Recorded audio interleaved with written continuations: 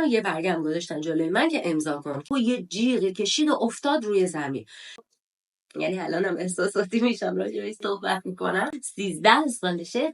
سلام بچه‌ها، گود استریم به کانال یوتیوب نیلومیتا خیلی خوش اومدید. امروز اومدم یکی از تجربه‌های خیلی تلخی که داشتم رو براتون بگم و قطعا به درد اونایی که پت داشتن و پت دارن میخوره.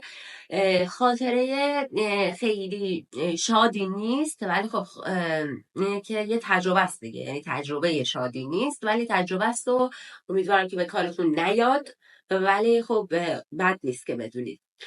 تقریبا 1 سال پیش بود که من امیدو برده بودم فرودگاه. شاید فکر کنید که چرا موهای من داره این شکلی میشه، چون اینجا خیلی سرده. من یه بخاری گذاشتم کنارم. چرا داخل نیستم؟ چون امید کلاس داره. خب برگردیم به تجربه. تقریبا 1 سال پیش بود که من امیدو برده بودم فرودگاه. ساعت 1 شب بود اینطوریا. برگشتم خونه و خب خیلی عادی و مثل همیشه و توی این به این پیگلت هیجان زده شد و شروع کرد دویدن از این ور به اون ور. یهو یه جیغی کشید و افتاد روی زمین. اصلا من نفهمیدم چی شد. رفتم بالا سرش، فقط دیدم تکون نمیتونه بخوره، بدنش داره میلرزه و تکون نمیتونه بخوره. خلاصه این که اینقدرم هول کرده بودم نمیدونستم مشکل از دستشه از پاشه، چی کار باید بکنم. زنگ زدم به امید و گفتم امید اینجوری شده. گفتم پزشک خانواده‌مونه، دام پزشکم هست. بهش گفتم امید اینجوری شده چی کار باید بکنم. امید گفت هیچ چیزی 500 باشه که از رباتاش حتما کش اومده و حل میشه، تا فردا یکم استراحت کنه حل میشه. خب منم گفتم که خب باشه صبر میکنم تا فردا. گذاشتم سر جاش که بخوابش تا فردا.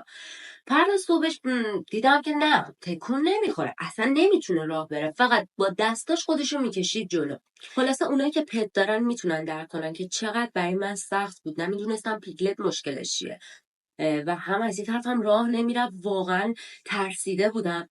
اینه که خب از اونجایی که سن و سال پیگلت هم دیگه دوران جوانی رو رد کرده، ماشاءالله ماشاءالله 13 سالشه.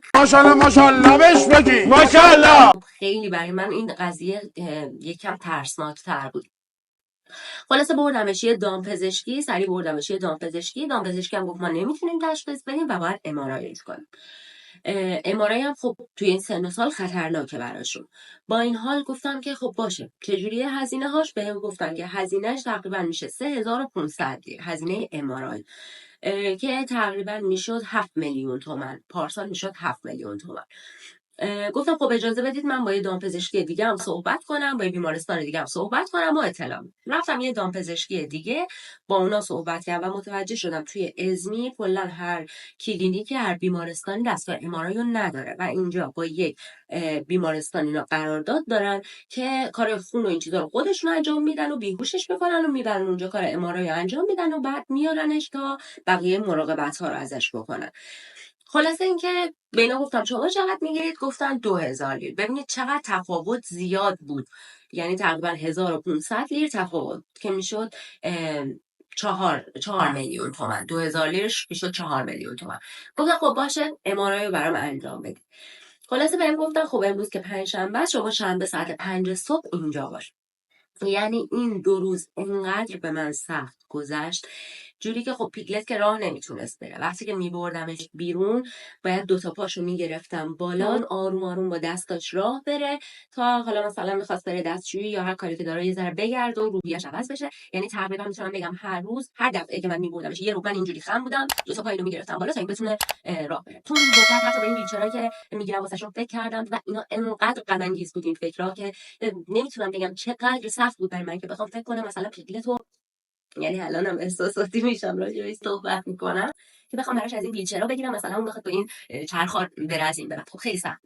خلاصه تا شد اون شنبه ساعت 5 صبح دیگه هر چی که فکر کنید من کشیدم دیگه. نه بخانیات منظورم نیست، منظورم این که چه حال و روزی داشتم و اینکه دیگه 5 صبح بردمش اونجا و ازش خونو گرفتن و یه برگم گذاشتن جلوی من که امضا کن که هر مشکلی که پیش بیاد مسئولیتش رو میپذیره. و اونجا انگار یه سطل آب یخ ریختن روی من که من باید مسئولیت این قضیه رو بپذیرم که هر اتفاقی که افتاد من مسئولشم. یعنی که دیگه پذیرفتم چون چاره‌ای نیستش، چون باید این مراحل ام‌آرآی رو طی میکرد تا متوجه بشن که مشکل چیه.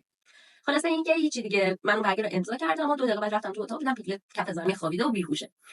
و خودم دنبالشون رفتم، با اینکه گفتن لازم نیست که بیای، ولی خب خودم دنبال اون ماشینشون رفتم تا اونجایی که ام‌آرآیش رو انجام دادن. خودم باهاشون برگشتم، بهم گفتن ساعت 2 بعد از ظهر باید بیای دنبالش تا به هوش بیاد. ساعت 2 بعد از ظهر بود که من برگشتم اونجا توی کلینیک دنبالش، توی اتاقک‌های خاصی که استریت بود پیگلت رو نگه داشته بودن. خلاصه اینکه خب دکتر گفت بیا بالا واسه توضیح بدم که جریان چیه. و رفتیم و اون جواب ام‌آرآی هم گرفته بودن، نشونم داد، گفت که دیسک کمرش مشکل پیدا کرده، این دچار دیسک کمرش و دیسکش بیرون زده در همین.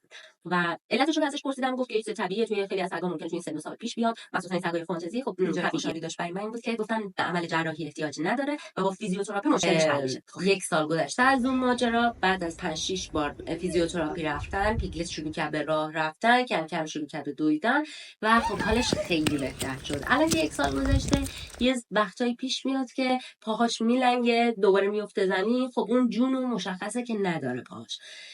و امروز مجدد براش یه وقت فیزیوتراپی گرفتم، تصمیم گرفتم که شمارم با خودم ببرم. اونایی که پت دارن شاید به کارشون بیاد، امیدوارم که بازم میگم به کارشون نیاد و هیچ وقت تجربهش نکنن، ولی خب باید خونسرد باشن و بدونن که چه مراحلی رو باید طی کنن. فیزیوتراپیشو نشونتون میدم که چه جوریه. الان با هم دیگه بریم که اونجا رو نشونتون بدم ببینید چه جوریه. در ضمن هزینه هر جلسه فیزیوتراپی اینجا با لیزر 250 لیره، یعنی تقریبا 500,000 تومان. مرسی که با منید.